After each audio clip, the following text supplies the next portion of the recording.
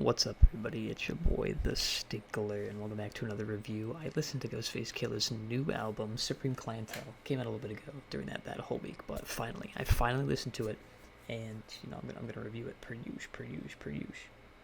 Supreme Clientele 2 is 48 minutes long with 22 tracks, about like 4 of them being like, I don't know, skits and stuff like that. So it's really like 18 tracks, but I'm gonna do the usual kind of for longer albums of going over songs I like, songs I don't like, and then my review of the album as a whole.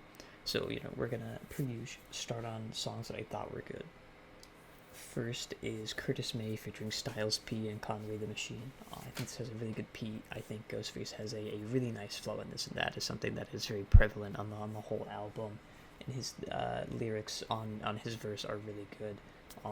And like the effect that they put on him, I don't really know what it was, but it was like almost kind of like dampening his voice. And I don't know which feature did it, if I'm being completely honest, because I haven't listened to much Conway the Machines, but I've heard of them, and I've never heard of Styles P, but I don't really know their voices that well. But one of them makes like a gun sound for like ad lib on their verse, and it's kind of funny because it has like pat pat pat pat pat pat, and it kind of made me laugh. But the features really hold their own on this track, like really well. And they add their own meat potatoes to the track, which is nice. Next is Georgie Porgy, and I really like the piano on this. It kind of brings this whole beat together for me, and I really like the storytelling on the song. This is another prevalent thing for Ghostface, that he's got really good storytelling, and I like that about it. And that's kind of the meat potatoes of this song, is really Ghostface's storytelling, and I like when the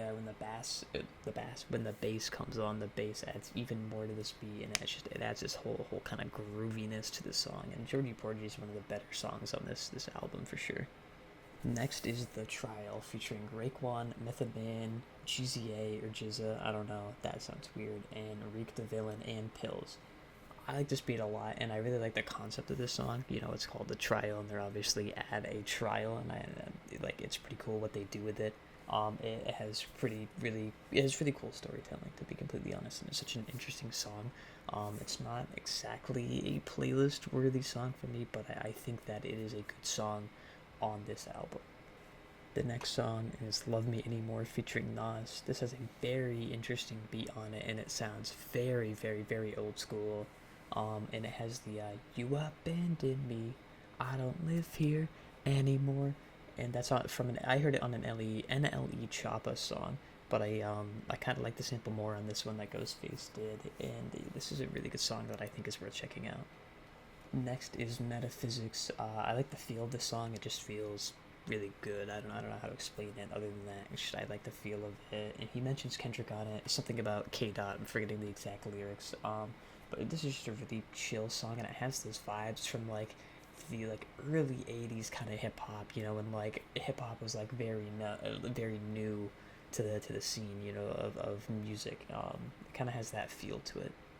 And finally, The Zoom. I really like the beat on this a lot. It's very jazzy. It's like, I think this might be the best song on the album, hands down. The Zoom is so good. It's just so good. It has the best production. I think it has some of the best storytelling. I think it has some of the best lyrics. And it's just good. It's got that jazzy feel. How could you hate like a good jazz rap song? You know what I'm saying?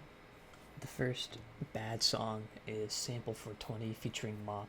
This beat is oddly similar to Iron Man, which is the song right before it, and it's a chill song, but it's kind of forgettable because I like Iron Man more, and they basically sound like the same song to me. Next is Windows, and I don't like Ghostface's flow on the track compared to the sample and the speed of the beat. It just doesn't work for me. They're just so different that they don't contrast and compare well to each other. Like Ghostface should have, I think, like maybe slowed down a little bit. You know what I mean? I don't know. That's just my opinion. Next is Breakbeats, and this has a very interesting beat to it. It has like a woman yelling in the back of the beat, sort of like she's I don't know, like she's surprised, like she received like a cool gift that she's been wanting, or like she just saw like a good friend of hers that she hasn't seen for like a few years. That kind of like surprised scream. It has weird flow to it. Like again, sort of like on Windows, it's just like Ghostface's flow doesn't feel like it complements the beat in any way, at least to me. But it does have that very old school vibe to it. But I think that this is just a bad song on the album for me. The next bad song is Soul Thang featuring in Buckle Up, Sun God, Nems, Supreme Intelligence, Pills, Driz, Ice, and Reek the Villain. Holy fucking features, dude. There's just so many on this song. And I mean, it has a cool beat to it, but the song is just, it's so cluttered. This is like a 2-minute song, and for the amount of features that Ghostface has on here, they don't have enough time to really do their own thing. So yeah, the song just feels cluttered, and it's just not long enough to give these features, a good verse. It just doesn't work in my opinion. If this was a 5, 6, 7-minute song, I think everybody could have gotten their own part on here, but it just didn't work. So this album was kind of trying to capture that sound and feel from like early 80s hip hop, and I think for the most part Ghostface like does capture that. I just think that there are interesting artistic choices that Ghostface chooses that kind of hold some of these songs down. For example, his flow is not really complementing a lot of these beats, you know what I mean? Like he's a bit faster than the sample, or it just doesn't sound that great to me. But the production is really good, I think, and in his storytelling, no matter how his flow is or if it complements or not, his storytelling is amazing on every single song on this album. That is a highlight of every song, is his storytelling.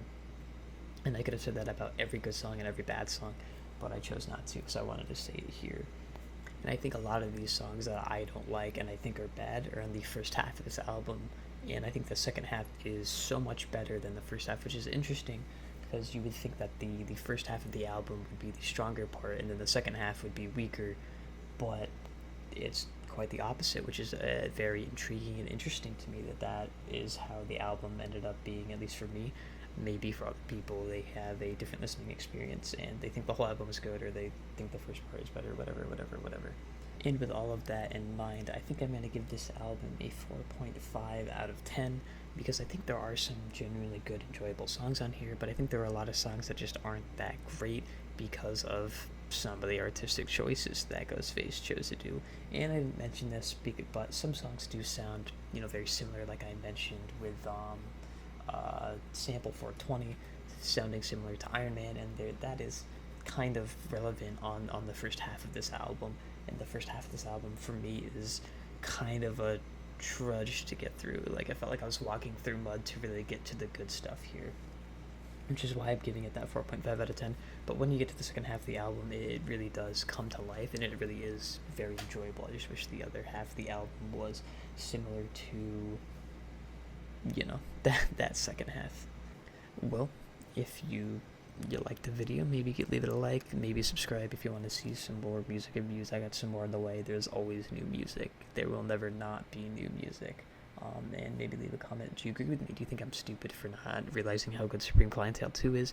Or do you agree with me because you also don't think it was that great and you think the second half was better than the first half? What do you think about the album? Just leave a comment, let me know. Stay stinky as always. Don't bathe, and I'll see you in the next review. Bye-bye.